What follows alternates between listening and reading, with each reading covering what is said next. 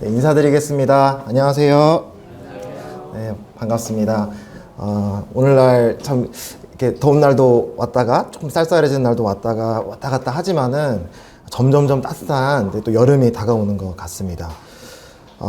이렇게 귀한 시간을 내주셔서 늘 또 이렇게 하나님 말씀을 듣기 위해서 와주신 여기 계신 모든 분들에게 환영 드린다는 말씀을 꼭 드리고, 이 시간 들려지는 말씀이 사람의 말이 아니라 하나님의 말씀으로 마음속에 콕 박히는 그런 은혜된 시간이 되기를 간절히 기도하는 마음으로 말씀을 나누도록 하겠습니다.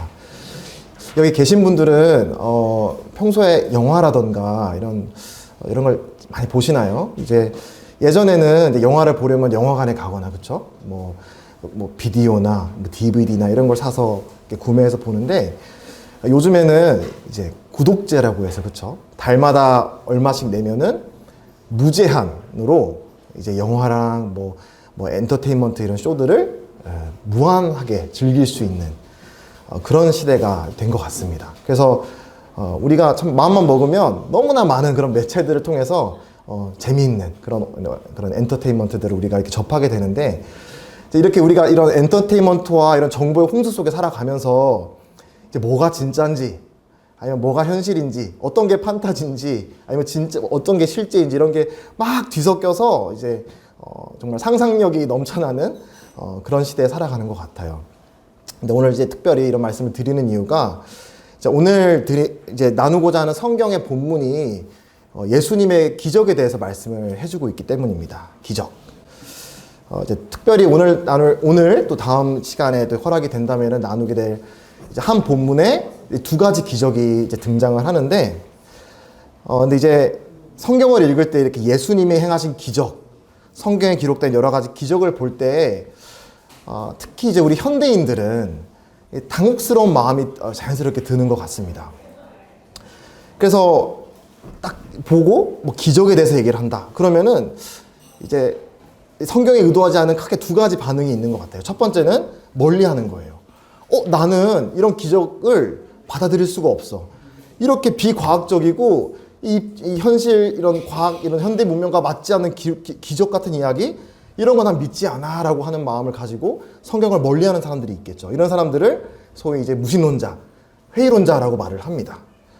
또 한 가지 부류의 조금 성경의 기적을 기록한 의도와 맞지 않는 반응을 보이는 또 한 가지 부류는 와 좋네 라고 이제 다가가는 거예요. 멀리하기보다는 이 성경에 흡수가 다가가는데, 그 가까이 하는 이유가, 와 이거 예수님이 행하신 이 정말 좋은 기적, 나도 예수 믿으면 이 세상살이 이렇게 편하고 정말 기적 같은 일들이 많이 일어나지 않을까, 이런 기대로 성경을 또 접하는 사람들이 있는 것 같습니다.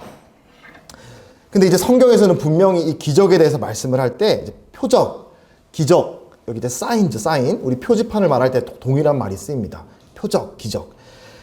기적들을 대할 때 합당한 원리에 대해서 이제 최근에 이렇게 쭉 보다가 어떤 한 사자성어를 발견하게 됐는데, 흥미롭게도 이 사자성어는 불교에서 나온 사자성어예요. 근데 이 사자성어가 우리 성경을 읽을 때 기적을 대하는 아주 합당한 원리를 잘 설명해주는 사자성어에서 제가 한번 가져와 봤습니다. 뭐라 적혀 있냐면 견월망지라고 되어 있습니다. 아마 이 뜻을 아시는 분도 계시리라 생각을 하는데요. 견월망지라는 말은 이제 달을 봤으면 손가락은 잊어라 라는 뜻이라고 합니다. 그리고 옛적에 이제 한 불교 승려가, 아주 명성이 높은 이제 승려가 있었는데, 이 승려에게 가르침을 받기 위해서 한 불자가 찾아옵니다. 그래서 스승님, 제가 이 스님에게 좀 제가 가르침을 받고자 합니다 하고 찾아왔어요. 그러니까 이제 승려가 하는 말이, 제가 글을 읽을 줄을 못합니다. 이렇게 말을 하니까 이제 찾아온 사람이 굉장히 실망을 했겠죠. 뭔가 엄청 학식이 많고 이런 사람인 줄 알고 이제 왔는데 글을 못 읽는 승려였던 거예요. 그래서 실망한 모습을 보니까 이 승려가 했던 말이, 이 하늘에 있는 이런 많은 이런 진리들이 달과 같다라고 했을 때, 문자는 그 달을 가리키는 손가락과 같지 않겠습니까? 비록 제가 언어는 글은 읽지 못하지만, 글을 쓰지는 못하지만, 그 하늘에 있는 달을 가리키는 손가락과 언어를 알지 못한다고 해서 그 하늘에 있는 그 진리를 바라보지 못하는 것은 아닙니다. 중요한 거나 달을 바라보는 것이지 그 손가락이 중요한 게 아닙니다 라고 해서 나온 말이 견월망지라고 합니다.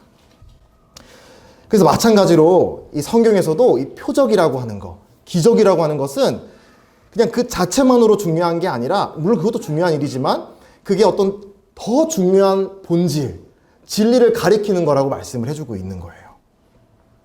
근데 분명히 말씀하고 있는 건 성경에 기록된 이 기적들은 비유나 상징이 아닙니다. 실제로 일어난 사건이에요. 아까 앞에서 말씀드린 회의론자들이라든가 이제 비관론자들이 하는 말처럼 이런 기적들은 과학이 입증할 수 없으니까 사실이 아닐 거야 라는 말이 사실일 수가 없는 이유가 뭐냐면은 이제 이 역사랑 과학이라는 것을 동일선상에 두고 보는 사람들이 많이 있습니다. 물론 역사를 연구하는 방법과 과학을 연구하는 방법의 공통점은 있지만 이 본질적으로 다른 게 한 가지가 있는데, 그건 뭐냐면 과학은 이 같은 일이 자연현상 가운데 동일한 패턴으로 계속 일어나는 것을 관찰하는 것에서 시작됩니다. 자연현상 가운데 해가 뜨고 동쪽에서 뜨고 서쪽에서 지고, 물건을 놓았더니 땅으로 떨어지고, 계속 반복되는 패턴의 이런 것들을 관찰하고 이 객관적인 데이터들을 수집해서 이 세상에 돌아가는 이런 원리들의 법칙 속에는 이런 동일한 패턴으로 일어나는 이런 법칙이 있구나, 규칙이 있구나라는 것을 추론해 나가는 것이 과학적인 방법입니다. 근데 역사는 뭐냐면은 반복되지가 않아요. 나폴레옹이라는 인물은 이 세상에 딱 한 번 태어났습니다. 나폴레옹이라는 인물이 계속 태어나서 나폴레옹 인물이 과학적인 어떤 실험 대상이 될 수가 없는 것이죠. 나폴레옹의 출생도 그렇고, 이순신 장군님의 업적도 그렇고, 우리가 존경하는 세종대왕님의 업적도 그렇고, 그 역사적에 있었던 인물이 일어난, 그 사람이 태어나서 이룬 그 역사적 일들은 인류에 딱 한 번 일어난 일들입니다. 그래서 과학의 접근으로 역사를 바라보면 안 되는 거예요. 과학은 계속 동일한 일들이 객관적인 패턴이 반복돼서 일어나야 되는 것입니다. 그래서 역사에서 진짜 중요한 거는 그게 진짜로 역사 속에 일어나느냐 아닌가를 판가름하는 거는 얼마나 자주 패턴에 잘 이렇게 반복되느냐가 아니라 이제 그거를 목격한 이 증인들의 진술이 중요한 것입니다. 특히 이제 오늘날처럼 블랙박스라던가 CCTV라던가 아니면 의료 데이터와 같은 우리는 이제 너무나 정확한 그런 근거들이 있잖아요. 그렇죠? 근데 고대는 그런 게 없었습니다. 하지만 고대에도 어떤 일들이 일어난 것을 우리가 역사로 배우잖아요. 그렇죠? 그럼 어떤 걸 우리는 이게 믿을 만한 역사적 사실이구나라고 우리가 그걸 판가름하느냐면은 바로 이 증인인 겁니다. 목격자들의 진술들. 근데 이제 많을수록 좋겠죠. 증인들이 많을수록 좋고, 이 많은 목격자들의 진술이 일치되고 일관되고 서로 모순이 없을 때 우리는 그 진술을 보고 이거는 역사적으로 일어난 일이겠구나라는 것을 이제 믿을 수 있는 것입니다. 그리고 이제 그 진술을 뒷받침해주는 고고학적인 자료가 있으면 더 믿을 만한 그런 일들이 되겠죠. 그래서 성경은 과학이 말할 수 없는 초자연적인, 초과학적인 일들이 일어난다고 해서 거짓이라고 치보면 안 되는 것입니다.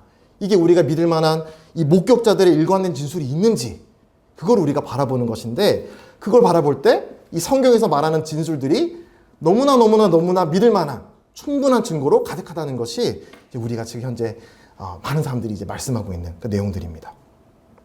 근데 이제 이 기적은 분명히 일어난 역사적 사실이지만 또한 이 기적 너머에 이 창조주께서 인간에게 이 표적과 기적을 나타내신 데에는 특별한 목적이 있습니다. 예수님이 이 땅에 오셔서 이 기적을 행하셔서 사람들에게 막 환호받고 열광을 얻기 위해서 이와 같은 기적을 행한 것이 아니셨습니다. 예수님이 주신 메시지가 진실이고 내가 전한 이 복음이 하나님이 전하는 이 복음이다라는 권위를 입증하기 위해서 이와 같은 기적들을 행하셨던 것이죠. 그래서 우리가 이 성경에 있는 많은 기적들을 보면서 정말 본질, 이 표적 자체는 손가락이겠죠. 교렬망제에서 손가락이 가리키는 그 달이 무엇이냐면 바로 이 표적이 가리키는 예수님이 누구신가, 하나님이 누구이신가, 그 하나님이 우리를 위해 어떤 일을 하셨는가를 우리가 놓치게 된다면 이제 견지망월, 달은 보지 못하고 손가락만 보는 그와 같은 실수를 우리가 범하게 되는 것입니다. 그래서 이제 오늘 본문이 이제 바로 그와 같은 놀라운 예수님의 기적에 대한 이제 구절인데, 성경을 갖고 있는 분들은 마가복음 5장 말씀을 한번 펴서 함께 이제 살펴보면 좋겠습니다. 마가복음 5장 21절부터 오늘 시작되는 본문인데요. 네, 마가복음 5장 21절, 21절부터 24절까지 제가 한번 읽어보도록 하겠습니다. 마가복음 5장 21절부터 24절입니다.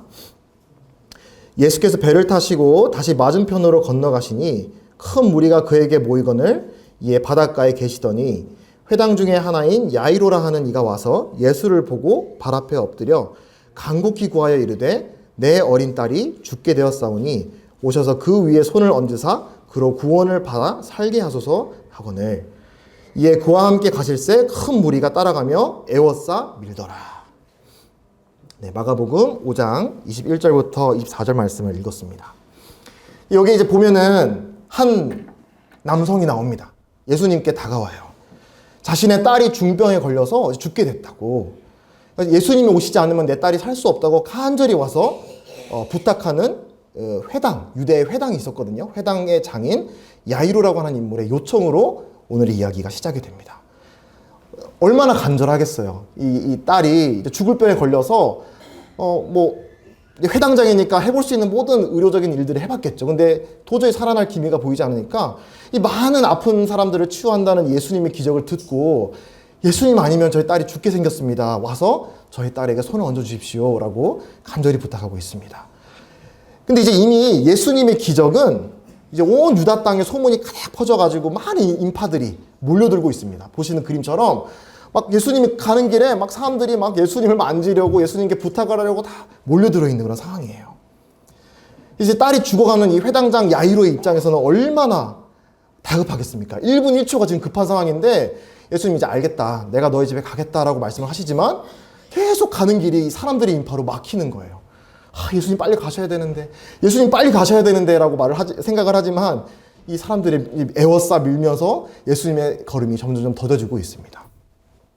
그때 이제 무리 속에 한 여인이 예수님께로 이제 다가오게 됩니다. 이 여자가 어떤 사람이었는지가 이제 이어지는 구절에 이제 설명에 나오는데요.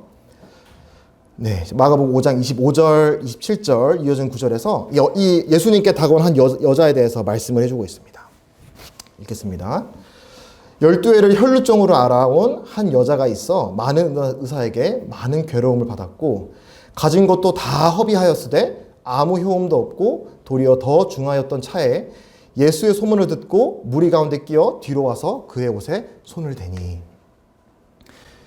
여기 이 예수님께 다가온 한 여자의 상태에 대해서 말씀을 해주고 있는데 이 12년 동안 혈루증이라고 하는 질병을 앓고 있습니다. 혈루증은 여성의 자궁이 있잖아요. 자궁에 염증이 생겨서 피가 멈추지 않아서 계속 불규칙적으로 하혈이 일어나는 그런 질병입니다. 그리고 당시 의료 기술로는 치료할 수 없는 불치의 병이었던 걸로 보입니다. 그래서 얼마나 힘들었겠어요. 이제 여성이 한 달에 한 번 주기로 월경하는 것도 굉장한 이 불편함이 있잖아요. 불편함이 있고 또 수고로움이 있는데 여성 같은 경우는 계속 이 하혈이 일어나고 몸이 아프고 피가 빠지고 그러니까 얼마나 힘들겠습니까? 그렇죠? 그래서 간절한 마음에 많은 의사들을 찾았습니다. 많은 의사를 찾았다고 얘기합니다. 근데 이 많은 의사를 찾은 그 의사들의 수만큼이나 찾아온 거는 많은 괴로움을 받았습니다. 그리고 그 의료 비용으로 가지고 있던 모든 재산도 다 탕진해 버렸습니다. 근데 너무나 비극적인 거는 그럼에도 불구하고 그 많은 의사들의 도움을 전 재산을 써서 썼는데도 아무 효험이 없고 오히려 증상이 더 심각해지는 상황이 되었다라고 말씀해주고 있어요. 그래서 우리가 이제 이 상황을 딱 읽어볼 때, 이 여인은 이 혈루증으로 인해서 이 병을 고칠 수 있는 그 능력이 누구에게도 어떤 자원도 이 질병을 치료할 자원을 가지고 있지 않은 상황이라는 것을 알 수 있습니다. 말 그대로 이 여인의 입장에서는 그 누구도 사람을 의지할 수 없는 상황이 처해진 것이죠. 근데 이제 복음서에서는 이런 기적들을 이 실제 사건으로 기록하는 동시에 이 기적 너머에 있는 영적인 단면을 또 비추어서 설명해 주고 있습니다. 특별히 이제 오늘 살펴볼 기적에서는 문제를 해결하신 예수님이 어떤 분인지도 아주 중요한 그런 우리가 바라봐야 될 진리이지만 오늘 방금 살펴본 이 구절에서는 이 시대와 문화를 초월한 모든 우리 인간 인류들이 공유하는 본질적인 문제, 이 죄라고 하는 것이 우리 삶에 어떤 영향을 미치는지를 보여주고 있습니다. 특별히 하나님은 생명과 복의 근원이 되시는 하나님이십니다. 창조주 하나님이세요. 그래서 이 생명과 복의 근원 되시는 하나님과 단절되어서 내가 주인 되어 살아가는 모든 모습을 성경에서는 죄라고 말씀하세요. 다시 말씀드려요. 제가 매번 아마 여기 오시는 분이 죄를 설명을 해주실 텐데 성경에서 말하는 죄는 내가 누구를 찔러서 막 아프게 하고 법을 어기고 끔찍한 어떤 죄를 범해야만 죄인이 아니라 성경에서는 하나님을 배제하고 자기 중심에 되어서 살아가는 인간의 모든 모습을 죄라고 말을 하고 있어요. 그래서 이 하나님은 생명의 근원 되시고 복의 근원이 되신데 이 하나님을 배제하고 살아갈 때 일어나는 모든 것들이 우리 죄의 결과로 받게 되는 것이죠.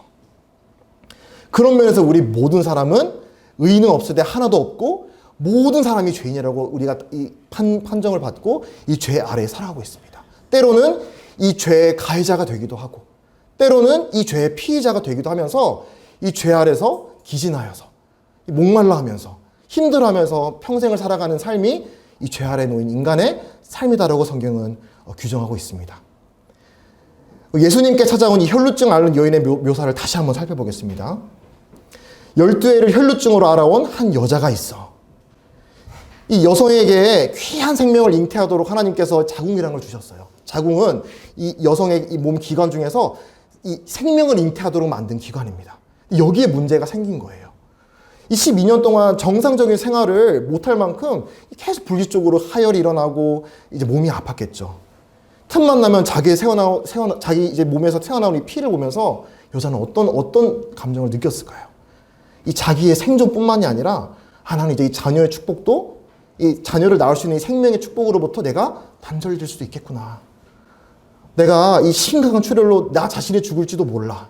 또 어쩌면 내가 평생 동안 앞으로 자녀를 낳지 못할지도 몰라.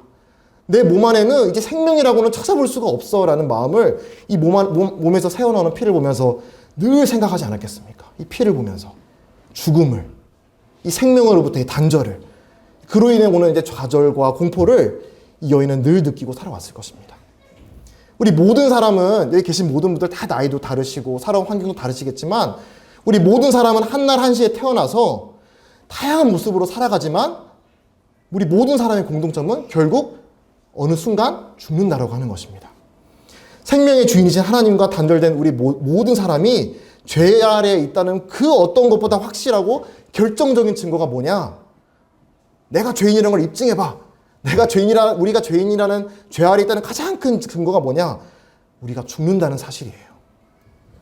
성경에서 이렇게 말씀을 합니다. 이 죄의 삭은 곧 사망이다라는 말씀과 이제 또 더불어서 히브리서의 말씀 가운데 한 번 죽는 것은 사람에게 정해진 것이요 그 후에는 심판이 있으리니라고 말씀하십니다. 누군가는 조금 더 편안하게 또 오래 70년, 80년 또 길게는 100년 가까이 그 삶을 향유하다가 돌아가시는 분도 계시고 또 어떤 분들은 다른 사람보다 좀 더 고달프게 더 고통을 많이 겪으면서 그 길게 이제 충분히 장수하지 못하고 일찍 인생을 마감하는 사람도 있습니다만 하지만 죄의 자명한 결과는 우리가 이 땅에서 어떤 삶을 살든지 무관하게 한 번 죽는 것은 정해졌다라고 하는 하나님의 선언처럼 모든 사람은 이 죽는다라고 하는 이 엄중한 진리 앞에 자유로운 사람은 없다라고 하는 것입니다. 이 죄의 자명한 결과는 우리 모든 사람이 생명으로부터 단절되었다라고 하는 사실입니다. 사람들은 왜 죽음을 두려워할까? 왜 우리는 죽음이 두려울까? 우리는 아는 것입니다. 이 죄의 삭수로 정해진 피할 수 없는 죽음이 우리 앞에 놓여져 있다라고 하는 것을 알기 때문이죠. 그리고 거기서 끝나나요? 죽는 거에서 끝난다고 말씀하지 않아요. 이 죄의 삭수로 우리가 한 번 죽는 것이 정해졌을 뿐만 아니라 우리 이 죄에 대한 책임을 묻는 심판이라는 것이 기다리고 있다라고 말씀해주고 있습니다. 마찬가지로 이제 이 여인의 또 다른 이제 묘사가 많은 의사에게 많은 괴로움을 받았다라고 말씀하십니다. 여기에는 이제 많은 수고와 고통에 이제 우리가 볼 수 있는 것이죠. 이 여인은 혈루증을 앓는 12년 동안 그냥 가만히 있었던 게 아닙니다. 최선을 다해서 이 문제를 고쳐보려고 열심히 자기 힘으로 노력해 봤어요. 의사도 찾아보고 전문가에게 상담도 받아보고 또 온갖 이 혈루증에 뭔가 효험이 있다라고 하는 민간요법도 다 수소문에 찾아가지고 약도 먹어보고 온갖 이런 해결책을 도모하지 않았겠습니까? 그러나 되돌아온 것은 많은 의사에게 많은 괴로움을 받았다라고 말씀하십니다. 인간의 힘으로 죄의 어떤 근원을 해결해 보려고 하는 이 노력의 이 결과 돌아오는 것은 많은 괴로움, 좌절과 실망뿐이었습니다. 마찬가지로 이 죄의 본성을 사람의 힘으로 고치려고 노력할수록 아무리 훌륭해 보이는 사람의 힘으로 사람일지라도 그 전문가라 불리는 사람이라 할지라도 자기의 죄, 또 다른 사람의 죄 문제를 해결해 줄 수 없습니다. 이 전문가라는 게 나쁜 게 아니죠. 우리는 때로는 전문가의 이런 도움을 받을 필요가 있을 때가 많이 있는 것 같아요. 그걸 다 잘못했다고 말씀드리는 게 아니라 우리의 죄라고 하는 문제의 근원을 전문가가 해결해 줄 수 있다라는 그런 그와 같은 마음은 헛된 마음이다라는 걸 성경은 말씀해 주고 있다는 것이죠. 이 땅에 너무나 많은 전문가들이 있지만 전문가의 존재를 해결되지 않는 수많은 문제들이 있습니다. 이 세상에 너무나 많은 법 전문가들이 있지만 범죄가 사라졌나요? 범죄는 계속 일어나고 있어요. 이 세상에 너무나 많은 교육 전문가들이 있지만 여전히 청소년들은 탈선을 합니다. 세계 외교 전문가들이 많이 있지만 전쟁이 끊인 날이 단 하루도 없었어요. 경제 전문가라는 사람들이 많이 있지만 경제는 늘 위기입니다. 수많은 상담가들이 있지만 가정에는 항상 이 파괴된 가정, 무너진 가정, 또 이혼하는 부부들 이런 문제들이 늘상 있습니다. 전문가들이 있지만 말이죠. 그래서 하나님이 배제된 어떤 특정한 전문가, 하나님이 배제된 전문 지식, 경험 이런 것들은 어느 정도는 우리에게 도움을 줄 수 있지 모르겠지만 그 근원을 해결해 줄 수는 없다라고 하는 것이 이 여인의 모습을 통해 우리가 배우게 되는 귀중한 교훈입니다. 시편에서 이렇게 말씀을 합니다. 우리의 연수가 70이요 강건하면 80이라도 그 연수의 자랑은 수고와 슬픔뿐이요 신소기간이 우리가 날아가나이다. 여기 이와 같은 시편을 쓴 이 시편 기자의 의도는 그러니까 이제 인생은 다 무의미해 아무렇게나 살아도 돼 그 말을 하는 게 아니에요. 하나님이 지은 이 우리 여기 계신 한 사람 한 사람은 너무나 중요합니다. 얼만큼요? 하나님의 아들이신 아들 독생자 예수님의 목숨을 바치기까지 우리 인생을 다 중요하게 여기세요. 우리가 어떤 상황에 있든 어떤 실수를 했든 남녀노소 불구하고 하나님은 우리를 그분의 생명을 바칠 정도로 우리를 사랑하시고 귀하게 보십니다. 근데 여기 시편 기자에서 말씀하시는 거는 하나님께서 창조하신 사람 중 창조주의 목적에서 벗어난 이 죄의 영향 아래 살아가는 우리 인생들의 모습을 시적으로 말을 하는 거예요. 하나님이 배제된, 하나님이 없다라고 한다면 우리 인생만 바라보게 될 때는 70, 80, 100세까지 살다 하더라도 그 하나님이 배제된 그런 삶은 뭐뿐이다? 수고와 슬픔뿐이다. 혈루증 앓는 여인도 마찬가지였죠. 수많은 전문가들의 도움으로 생명을 유지해 보려고 이 문제의 근원을 해결해 보려고 노력했지만 돌아오는 것은 많은 괴로움이었습니다. 가진 것도 다 허비하였으되 죄는 우리를 속여서 헛된 거, 영원하지 않은 거, 일시적인 거, 잠시 잠깐 우리가 붙들고 있으면 날아가 버리는 거 이런 것들에 소망을 두고 그게 마치 영원한 것인 것처럼 우리를 속이고 거기에 소망을 두고 살아가게 만듭니다. 얼마나 많은 사람들이 영원하지 않은 것에 인생의 목표를 삼고 자신의 모든 에너지와 시간과 돈과 인생을 걸고 살아갑니까? 이 가족, 돈, 명예, 직업 그런 것들이 중요한 게 아니라 하나님 주신 선물입니다만 영원하지 않은 것을 영원한 것처럼 여긴다는 것은 이 거짓에 기반된 삶인 것이죠. 돈을 조금 더 벌면 이런 차만 내가 가지게 되면 저런 조금 더 넓은 집에 내가 들어가게 된다면 내가 조금 더 건강하다면 내 가족이 이렇게 조금 더 행복해진다면 내가 참 좋을 텐데 난 참 행복할 텐데 이게 나쁜 소원이라고 말씀드리는 게 아니라 다만 영원하지 않은 것이 영원하다고 믿고 거기에 소망을 두고 살아가는 것을 그렇게 살도록 우리의 눈을 가리는 것이 바로 죄의 영향이라고 말씀하고 있는 것입니다.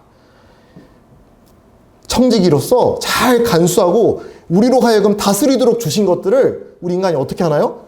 우리의 도구로 다스리는 게 아니라 우리의 신으로 모십니다. 우리의 인생의 목표로 삼고 우리의 주인으로 모셔요. 하나님 모실 때 이게 너무나 어리석은 거예요. 그건 우리에게 다스리도록 주신 것인데 간수하도록 우리의 청지기로서 주신 것인데 우리 이 죄가 우리의 눈을 가려서 그걸 우리의 주인으로 모시고 살아갑니다. 구약의 한 선지자는 죄로 인해 우리의 삶을 헛된 것들로 열심히 채워서 내 삶을 채워지지 않는 것들로 채우려고 하는 삶에 대해서 이렇게 말을 합니다. 내 백성이 두 가지 악을 행하였나니 곧 그들이 생수의 근원되는 나를 버린 것과 스스로 웅덩이를 판 것인데 그것은 물을 가두지 못할 터진 웅덩이들이니라. 이 죄는 우리의 눈을 가립니다. 그래서 우리에게 참 만족, 영원한 행복을 줄 수 있는 분을 찾지 않게 만들어요. 그리고 계속 우리에게 채워지지 않는 것들로 우리의 삶을 채우려고 우리에게 만든다고 하는 것이죠. 어떤 웅덩이요? 터진 웅덩이. 예수님을 배제시키고 만족을 찾고 거기에서 모든 걸 다 허비하고 탕진하는 삶에 대해서 터진 웅덩이라고 예레미야 선지자는 묘사합니다. 아무 혐오도 없고 도리어 더 중하였던 저에 여인은 절실하게 사람에게서 도움을 얻고자 노력했습니다. 하지만 그 결과는 처참했죠. 현상 유지는커녕 오히려 증상이 더 심해졌습니다. 이 구절은 우리의 육신의 힘으로는 이 죄의 본성을 우리 스스로 개선할 힘이 우리에게 없다라는 것을 보여줍니다.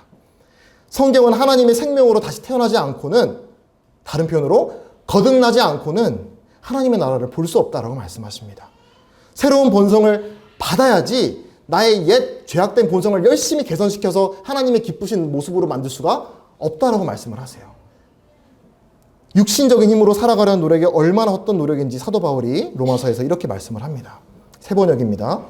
나는 내 속에 곧 내 육신 속에 선한 것들이 깃들여 있지 않다는 것을 압니다. 나는 내가 원하는 선한 일을 하지 않고 도리어 원하지 않는 악한 일을 합니다. 내 속에 자리 잡고 있는 죄입니다. 육신의 힘으로 열심히 선한 삶을 살려고 하는 노력은 어떤 결과를 초래한다고요? 더 비참하고 더 악화되는 그런 삶을 초래한다고 말씀하세요. 왜? 하나님이 기뻐하는 그와 같은 그 삶은 옛 본성으로 이루어낼 수 없는 일이기 때문입니다. 오직 하나님의 영으로 부여받는 새로운 생명, 옛 새로운 성품으로만 우리가 하나님을 기쁘시게 할 수 있습니다. 육신의 힘으로 뭔가 나의 근원을 개선해 보려고 하는 노력, 더 악화된다고 말씀을 하세요. 그거는 우리가 경험적으로 확인할 수 있어요. 노력해 보세요. 내 힘으로 하나님 없이 크리스천처럼 살려고 해보세요. 하나님을 기쁘게 하는 삶. 거기에 찾아오는 거는 더 비참한 결과. 병이 더 중하여졌고라고 하는 혈혈증을 앓는 그 여인의 묘사를 우리가 경험하게 되는 것입니다. 예수님을 찾아온 이 여인을 수식하는 서술어들을 한번 주목해 보십시오. 앓고, 괴로움을 받고, 허비하고, 효험이 없고, 더 중하여지고. 여기 좋은 게 하나도 없어요. 그렇죠? 이 불치의 혈루증으로 인해서 여인이 10년이 넘도록 겪었을 이 고통과 좌절이 얼마나 컸을지 좀 느껴지시나요? 여기에는 조금도 희망이 보이지 않는 그와 같은 삶이었습니다. 근데 너무나 감사하게도 여인은 이러한 좌절을 겪었기 때문에야말로 지푸라기라도 이제 붙잡는 심정으로 예수님을 찾아오게 되었습니다. 만일 내 힘으로 혹은 전문가의 도움으로 해결될 문제였다면 이 혈루증 앓는 여인은 예수님을 찾아올 이유가 없었을 것입니다. 그리고 이 성경에 이 여인의 이야기가 기록되지 않았겠죠. 자기 힘으로 해결될 문제였다면. 그래서 이 여인이 예수님을 만나기 전까지 이 혈루증 때문에 알았던 이 많은 괴로움, 고통, 한계, 결핍 이런 것들이 이 죄의 관점에서 본다면 너무나 비참하고 참 마음이 아프고 이 좌절밖에 없는 그런 삶이지만, 하지만 다시 관점을 바꾸어서 예수님을 만난 이 여인의 입장에 생각을 해본다면 인간의 도움으로 해결되지 않았던 문제였기 때문에 이 여인은 예수님을 만났고 자신의 문제를 고침받을 수 있었다는 사실을 우리가 발견하게 됩니다. 너무나 감사한 일이죠. 이러한 좌절을 겪었기 때문에 예수님을 만난 것입니다. 마찬가지로 만일 내 삶에 이 죄로 찾아오는 여러 가지 좌절, 한계가 있다고 한다면 그거는 우리가 예수님을 만날 수 있는, 찾을 수 있는 절호의 기회입니다. 왜?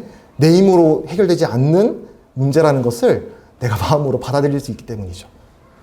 그래서 결핍이 있고 부족이 있고 내가 한계투성이라고 하는 것은 하나님의 은혜가 내 영혼의 문 앞에 다가왔다라고 하는 의미입니다.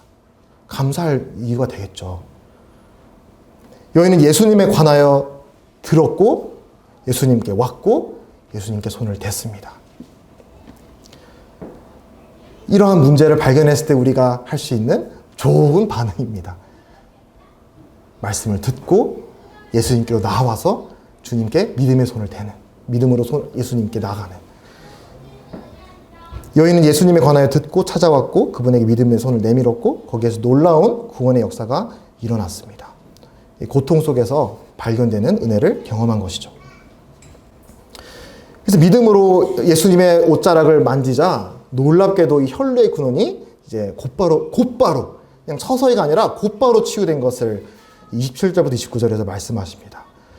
그런데 또 한 가지 우리 궁금증을 자아내는 부분이 있어요. 이 수많은 인파 속에 일어난 어떻게 보면 하나의 작은 에피소드잖아요. 그렇죠? 그리고 이 사람들이 이 여자가 예수님의 옷자락을 만졌는지 안 만졌는지도 알지도 못했어요. 근데 어쨌든 이 문제가 있는 여인이 와서 믿음을 가지고 예수님께 옷자락으로 손을 댔더니 병이 나았어요. 고침을 받았더라. 해피엔딩이잖아요. 그렇죠? 여기서 끝나고 또 주님은 그냥 야이로 집에 가던 길을 계속 가실 수 있었을 것입니다. 근데 그렇게 하시지 않고 예수님이 거기서 자리에 멈춰 서시고 누가 내게 손을 대었느냐라고 질문을 하세요. 이거에 대해서 제자들이 이상하게 여겨요. 아니 예수님, 지금 예수님을 만지는 사람이 한두 사람이 아닌데 지금 막 엄청난 인파가 달려들어서 다 막 예수님께 접촉하고 있는 사람들 투성인데 다 만지고 있는데 뭐 누가 만졌다니요? 다 예수님을 만지고 있죠. 누가 손을 댔냐뇨? 왜 그런 이상한 질문을 하십니까? 라고 질문을 합니다. 근데 이제 예수님께서 이 일을 행한 이제 여인을 보려고 이렇게 둘러보니까 여인이 나를 아시는구나라는 걸 깨달았겠죠. 그리고 두려운 마음이 들었습니다. 그래서 너무 무서워가지고 예수님께 앞에 나와서 무릎을 꿇고 있었던 일을 다 사실대로 예수님께 고하게 되는 것이죠. 예수님은 왜 굳이 이 여인을 불러 세우셨을까? 이 앞에 나와서 어떤 교훈을 주시고자 하셨을까라는 질문을 하게 됩니다. 혈류증을 앓는 여인의 믿음은 훌륭한 믿음이었습니다. 칭찬받는 믿음이었어요. 28절에 내가 그의 옷에만 손을 대어도 구원을 받으리라 라는 그와 같은 생각을 가졌습니다. 이 많은 전문가들이 할 수 없는 일을 예수님은 할 수 있을 거야 라는 예수님의 능력에 대한 의지, 그 믿음이 있었어요. 좋은 믿음이죠. 심지어는 예수님한테 불러 세워가지고 고쳐주세요 이 말 하지 않고 옷자락만 만져도 난 예수님께 고침받을 수 있을 거야 라는 정말 큰 믿음을 가지고 있었던 거예요. 그래서 이 여인의 믿음은 예수님의 능력에 대한 믿음이 있었던 거예요. 이건 칭찬받아 마땅한 믿음이죠. 왜냐하면 예수님께서 내 믿음이 너를 구원하였다라고 말씀하셨기 때문에. 근데 예수님은 여기서 끝나지 않으셨습니다. 왜? 이 그녀의 믿음의 행위가 그냥 소원 성취해서 끝나는 게 아니라 이 그녀를 구원한 구원자와 인격적으로 만나는 데까지 확장시키려고 예수님이 하셨던 것입니다. 이 여인은 예수님이 성품과는 무관하게 이 능력을 믿고 옷자락에 손을 대고 치유를 받았잖아요. 근데 예수님이 이 여인을 찾으셨을 때 왜 나 가는 길에 허락도 없이 나한테 손을 대? 그리고 당시 구약의 정결 예식으로는 이 피가 나는 여인은 만지면 안 되거든요. 정결 예식법상. 근데 너는 이 법을 어기고 왜 나에게 손을 대었어? 라고 책망하시지는 않을까? 나를 뭐라고 하시지는 않을까? 라고 그런 두려운 마음이 있지 않았겠습니까? 근데 그러나 예수님께서 여인에게 불러 세우고 굳이 그녀에게 해주셔야 했던 말씀이 있는데 그게 바로 이제 34절에 나오는 말씀. 따라 내 믿음이 너를 구원하였으니 평안히 가라. 내 병에서 놓여 건강할지어다. 이거 말씀 안 해도 가잖아요. 병 고침 받았으니까. 근데 이 말을 굳이 세우셔서 이 말씀을 해주세요. 이거는 이제 이 여인으로 하여금 예수님의 능력뿐만 아니라 이 여인을 고친 예수님이 어떤 인품을 가진 분인지, 어떤 마음으로 이 여인을 대하시는 구원자이신지를 알게 하시고자 했던 것으로 이해가 됩니다. 나를 책망하시지 않을까? 사실은 나를 그렇게 치료하지 않으시고 싶었는데 이런 의문들, 이런 걸 해소시켜주고 내가 너를 구원하길 원했다. 너가 믿음 때문에 너가 구원받았다. 내가 너를 너그러이 구원하고자 한다. 라고 하는 하나님의 관대한 사랑과 또 그분의 긍휼을 이 여인을 다시 앞세우고 말씀해주고 싶으셨던 것입니다. 이거는 자주 나타나는 패턴이에요. 내가 너에게 뭘 하기를 원하느냐? 고침받기를 원합니다. 주님이 원하시면 저희를 고쳐줄 수 있습니다. 내가 너가 고침받기를 원한다. 내가 원한다. 내가 너를 고치기를 원한다. 이 말을 굳이 많이 말씀을 하세요. 여러 기적들을 통해서. 예수님은 어떤 구원자이신지를 말씀해주고 싶어 하십니다. 기적은 그 자체가 목적이 아니라 우리가 인격적으로 만나야 할 분이 어떤 분인지를 가르쳐주는 표지판과 같은 수단입니다. 이 미숙한 관계가 어떤 관계일까? 원하는 것을 요구만 하는 관계가 미숙한 관계라고 생각을 합니다. 주시는 분, giver겠죠, giver. 주시는 분보다 그 주시는 분이 주는 그 콩고물, 기프트, 선물에 더 혈안이 되는 거. 그게 이제 미숙한 관계 아니겠어요? 그래서 이제 저희 집에 이제 5살 난 아들이 있는데 제가 이제 말씀 준비하면서 한번 확인을 해보고 싶었어요. 아이는 아빠를 더 사랑할까? 아빠가 주는 선물을 더 좋아할까? 그래가지고 말씀 준비하면서 이제 승우를 불렀어요. 승우야, 일로 와봐 해가지고 불러가지고, 승우야, 승우는 아빠가 좋아? 아니면 아빠가 주는 선물이 더 좋아? 이렇게 물어봤어요. 어떻게 대답했을까요? 네. 근데 그래도 너무 감사하게 망설임 없이 아빠 이렇게 얘기하는 거예요. 너무 감동이 되는 거죠. 그래서 승우야 너무 고마워 하면서 막 이제 안아주면서, 근데 조금 더 시험을 해보고 싶어서 아빠가 선물 안 줘도 아빠 좋아? 이렇게 물어봤어요. 그러니까 답을 바로 못 하더라고요. 고민을 이렇게 하더니 그래도 아빠 좋아 이렇게 그래도 하더라고요. 그래서 너무 감사했습니다. 너무 뿌듯하고. 그래서 이제 그래도 이제 제가 집에 들어오면 아빠를 막 반갑게 맞이해주는 자녀들이 있다는 것에 이게 참 이 관계에 이 아버지와 자녀가 누릴 수 있는 참 좋은 사랑이구나, 사랑의 관계구나 이렇게 보게 되는데, 만일 자녀가 또 아내가 또 친구가 나한테 원하는 것만 있을 때 찾아와가지고 요구한다면 그게 그 성숙한 관계가 아니잖아요. 그렇죠? 요한복음에서도 영생의 정의에 대해서 이렇게 말씀을 하세요. 영생은 곧 유일하신 참 하나님과 그가 보내신 자 예수 그리스도를 아는 것이다. 하나님의 구원이라고 하는 거는 그냥 우리 소원 성취를 위한 어떤 지니의 램프의 요정 같은 그런 것이 아니라, 아니면 그냥 안 죽고 무한히 사는 그와 같은 삶이 구원이라고 말씀하시는 것이 아니라, 우리를 지으시고 가장 사랑하시는 그 참된 하나님과 그분이 보내신 그리스도 예수 그리스도와 이 친밀한 관계를 맺고 살아가는 삶이 영생이다라고 말씀을 하세요. 그게 구원이라고 말씀을 하십니다. 어떤 그냥 기프트가 아니라 이 구원은 giver, 이 구원을 주시는 분과의 살아있는 인격적 만남이라고 말씀을 하시는 것이죠. 예수님이 이 여인을 부를 때 불렀던, 굳이 세워서 이 말을 하고 싶었던 것 같아요. 따라. 이 표현은 이제 신학적인 표현으로 쓰신 표현은 아니라고 생각을 합니다. 당시 문화권에서 친밀함을 나타낸 표현이었어요. 아들아, 따라. 어쨌든 예수님은 이 여인을 불러 세워서 따라, 친밀한 관계. 내 능력 받고 잘 치유받고 살아가는 거기서 끝나는 게 아니라 너와 나는 이제 친밀한 관계를 이제 시작해 가야 돼라는 것을 말씀해 주시려고 했던 것 같아요. 그래서 하나님께서는 하나님과 단절되어서 병들고 나약하고 또 고집불통해. 그리고 이제 죄투성이 우리 모든 잃어버려진 사람들을 찾으셔서 실제로 우리를 내 아들아, 내 딸아라고 불러주신다고 약속하십니다. 요한복음 1장 12절 13절 많이 이제 암송을 하시죠. 영접하는 자, 곧 이름을 믿는 자들에게는 하나님의 자녀가 되는 권세를 주셨으니 이는 혈통으로나 육정으로나 사람의 뜻으로 나지 아니하고 오직 하나님께로부터 난 자들이니라. 그것이 나에게 해가 되는지도 모르면서 내가 원하는 것, 내가 하고 싶은 걸 얻어내는 것보다 더 놀라운 기적이 뭐냐. 이 죄인이었던 우리가, 저와 여러분이 거룩하신 하나님과 아버지라 부를 수 있게 되고, 하나님은 우리를 자녀로 삼아주셔서 이제 하나님은 우리에게 이 성경을 통해서 친히 말씀하시고, 또 때로는 환경을 통해 우리에게 친히 말씀해 주시고, 또 순간순간 우리는 그 하나님께 우리의 마음과 생각을 아뢰을 수 있는 기도로, 이 살아있는 하나님과 살아있는 관계를 맺어갈 수 있는 이 영생의 이 축복을 얻는 것이 이 육체의 축복, 육체적인 기적보다, 신체적인 기적보다 더 놀라운 기적이라고 말씀해주고 있는 것입니다.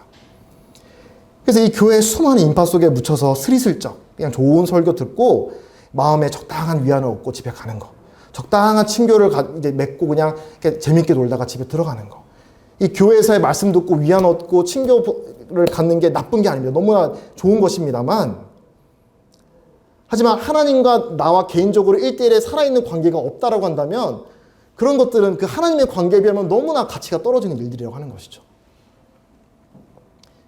예수님에게 많은 사람들이 접촉이 있었습니까?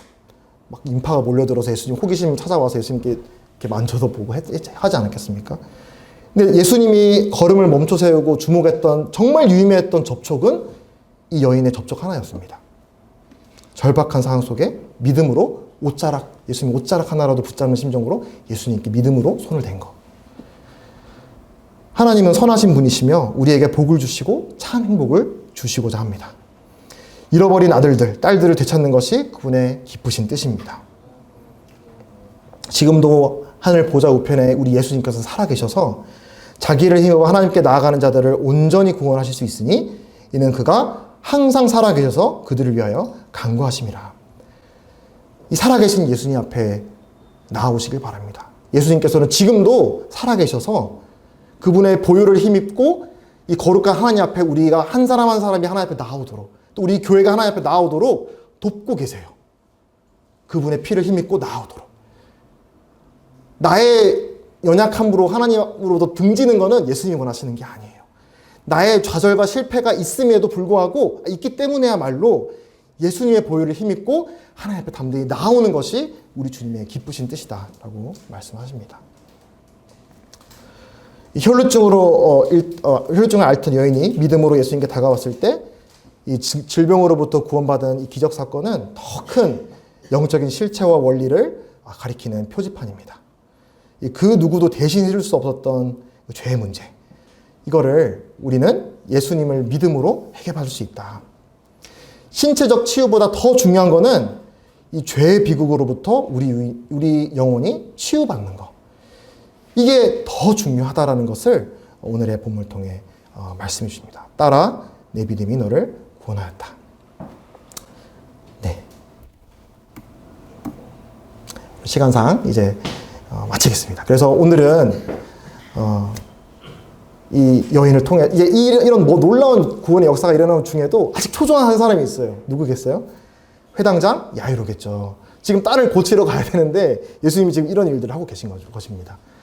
그래서 이 두 사건을 통해 주님이 우리에게 주시는 교훈이 있습니다. 오늘은 아무도 의지할 수 없을 때, 내 힘으로 되지 않는 어떤 전문가, 어떤 사람 세상 지혜로도 해결될 수 없는 그 문제의 구름을 내가 안고 살아갈 때 찾아오신 예수님에 대해서 오늘 교훈 받았다면, 야이로, 다음 이어지는 본문에서는 너무 늦었다고 생각할 때 찾아오신 예수님에 대해서 또 허락이 된다면 말씀을 나누도록 하겠습니다. 그래서 좋으신 주님은 저와 여러분에게 정말 우리가 상상할 수 없을 만큼의 큰 그 영생의 축복을 주시고자 하는 분이십니다.